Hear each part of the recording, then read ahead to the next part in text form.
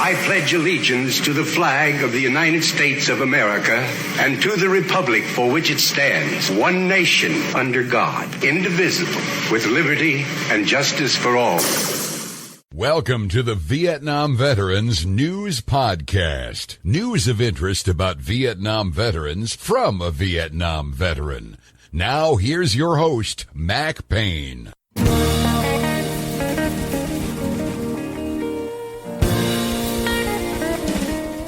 This is Mac Payne here with episode 16908 of the Vietnam Veteran News Podcast. News about the Vietnam War and the brave veterans who served there, as told to you by yours truly, a Vietnam veteran. On this episode, not only do we talk about the Vietnam War and the brave veterans who served there, but we talk about other topics related to the country of Vietnam. Because as a Vietnam veteran, you will forevermore have an interest in that area when you spend 2 years there and have numerous intense experiences connected with that visit. Right now, the world is suffering from the COVID-19 pandemic. Many countries are having a terrible time dealing with it, like Italy, for instance, and other European countries. China had a rough time. South Korea had a hard time. Guess who's not having a difficult time with COVID-19? That's right, Vietnam. Vietnam is weathering the storm quite well. Mark Ashwill recently wrote an op-ed that appeared in the Vietnam Express International newspaper titled, "During the COVID-19 Pandemic, Do as the Vietnamese Do." Now keep in mind, Vietnam does not have a free press. You have to keep that in mind when you read articles that appear in the Vietnam Express. Mark Ashwill is very familiar with Vietnam. He's the managing director and co-founder of Capstone Vietnam, a full-service educational consulting company with offices in Hanoi and Ho Chi Minh City that works with regionally accredited colleges and universities in the United States and officially accredited institutions in other countries. He served as director of the Institute of International Education, Vietnam, from 2005 to 2009. The opinions expressed in this piece are his and his alone, and he takes full responsibility for them. I think it's fairly interesting when you look at the numbers in Vietnam and how low they are of people suffering from this virus and what they're doing about it. Maybe we should try some of those things here. Let's take a look at his opinion piece. Again, titled, "During the COVID-19 Pandemic, Do as the Vietnamese Do." Dateline, Hanoi, Vietnam. As I wrote in a recent essay for international education colleagues, Vietnam has overcome steep odds throughout its millennia-long history. This includes many contemporary arenas, one of which we are witnessing now. In the midst of the COVID-19 pandemic, Vietnam is doing all the right things, placing the health and well-being of its people and foreign visitors, that is, all people, above all else. The result so far is relatively few confirmed cases of the coronavirus. Vietnam has received global praise, including from the World Health Organization, for the steps it's taken to contain the spread of the coronavirus, including quarantine for individuals who meet certain criteria. Deputy Prime Minister Vu Duc Dam noted, "If fighting COVID-19 has been a war, then we have won the first round, but not the entire war, because the situation can be very unpredictable." Round 2 announced its dispiriting presence with the discovery of new cases from the evening of Friday, March the 6th, 2020, many of which had been traced to Vietnam Airlines Flight VN54 from London to Hanoi 4 days before. Unfortunately, the spike in cases exposed a societal fault line that has revealed a measure of anti-foreign sentiment. While some of the criticism is deserved, some is not. Keep in mind that as of the afternoon of March the 6th, Vietnam had a grand total of 16 COVID-19 cases. the last one reported on February the 13th. People were beginning to calm down and look forward to returning to normal. Of the cases reported since then, as of March the 21st, many of which are related directly or indirectly to VN Flight 54 and other flights, 25 of those who have tested positive and are currently receiving treatment, or 33%, are foreigners. In general, Vietnamese are open-minded and friendly, but, as in most societies, there is an element of xenophobia among some segments of the population, in this case, stoked by fear of a highly contagious disease and a marked increase in the number of foreigners who have tested positive. Think of this as the mirror image of U.S. President Trump's reference to COVID-19 as a foreign virus. They overlook the fact that viruses can originate anywhere and don't distinguish between nationalities. They only infect human beings without discrimination and without mercy. That may be the case, but some countries who have the virus and don't share the information with other countries deserve a little condemnation, as China did in this situation. A gym in Hanoi posted a sign that stated, "Due to the complicated situation of corona disease, to avoid the spread, the management requested that the club not accept foreign guests. Hope the foreign guests sympathize." Not surprisingly, foreign customers were not sympathetic. Why not insist that all patrons wear a face mask in accordance with the government requirement that took effect on March the 16th? Speaking of face masks, there have also been complaints that not all foreigners are wearing them. To be clear, the requirement states that all Vietnamese and foreign nationals in Vietnam shall wear face masks at crowded public places, including supermarkets, airport terminals, train stations, coach stations, and public transport vehicles, in addition to domestic and international flights to and from Vietnam and during their stay at the airport terminals. It's sound advice that everyone should follow.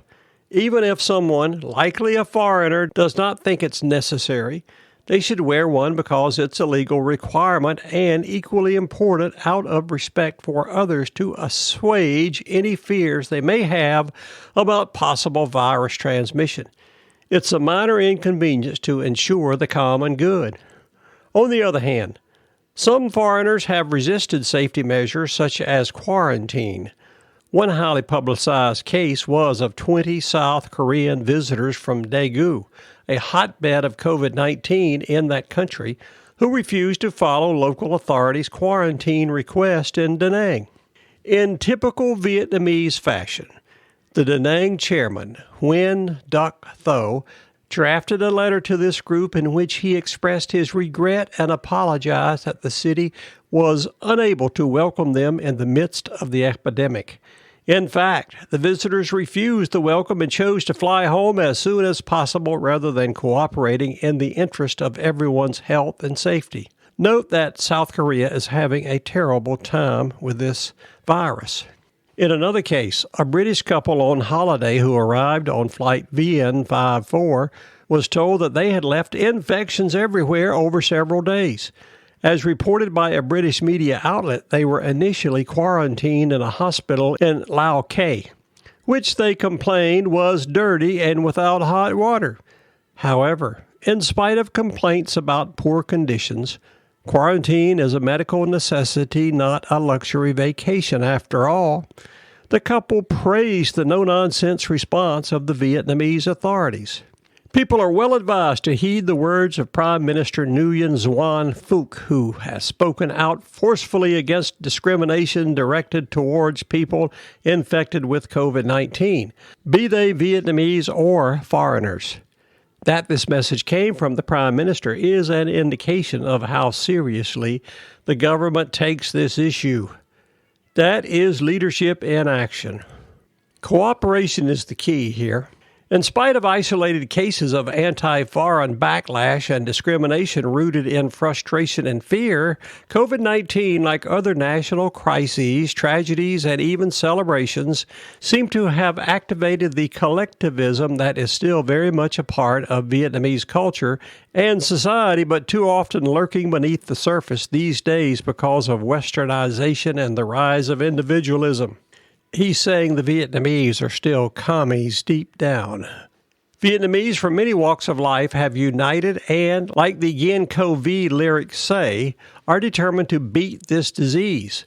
Unlike the U.S., no one here is referring to the coronavirus as a hoax or saying that it is just like the flu. They care about their own health, but also that of the community. I hate to say it here, but that statement proves that Mr. Ashwill is not dealing out the truth. Of course, he's referring to President Trump, calling this a hoax. But President Trump did not say it was a hoax. President Trump said what the news media was claiming about him was a hoax. So keep that in mind when you listen to Mr. Ashwell's comments. While the war against the coronavirus is still raging and no one can predict the ultimate outcome, the fact remains that Vietnam has acquitted itself well so far on its own merits and compared with many other countries, including those with considerably more resources at their disposal, but handicapped by incompetent leadership.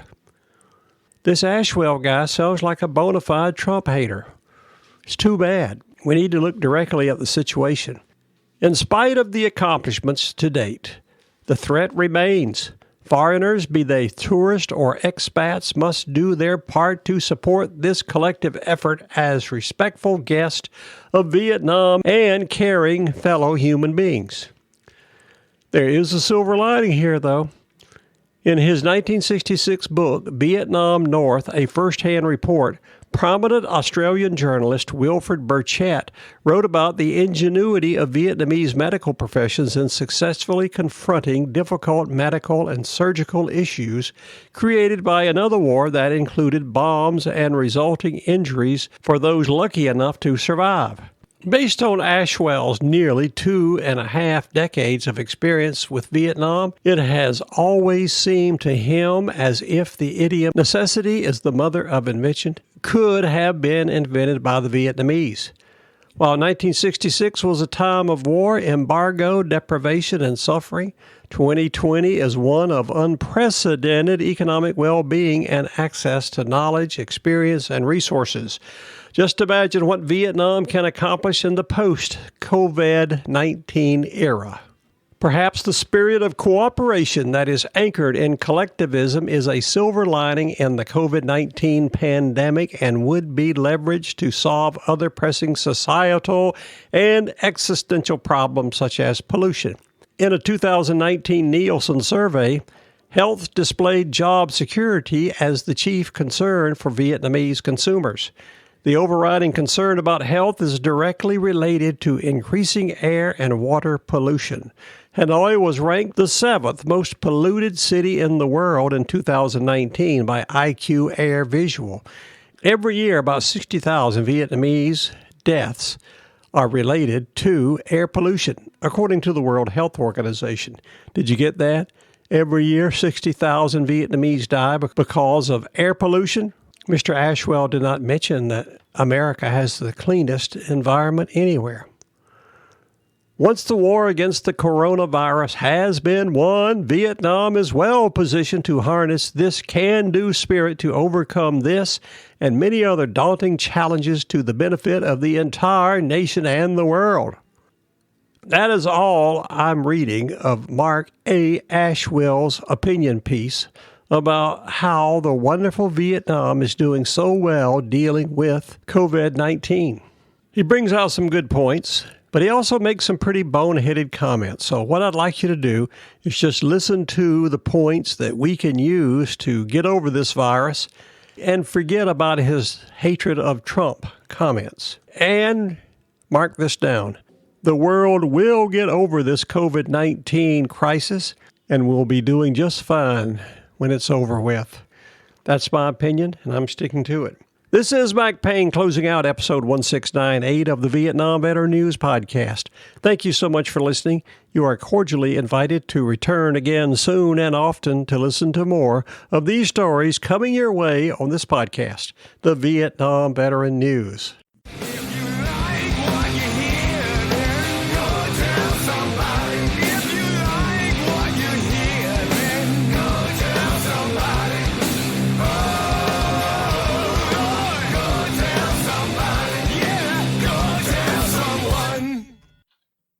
How about that? Ain't that a mess?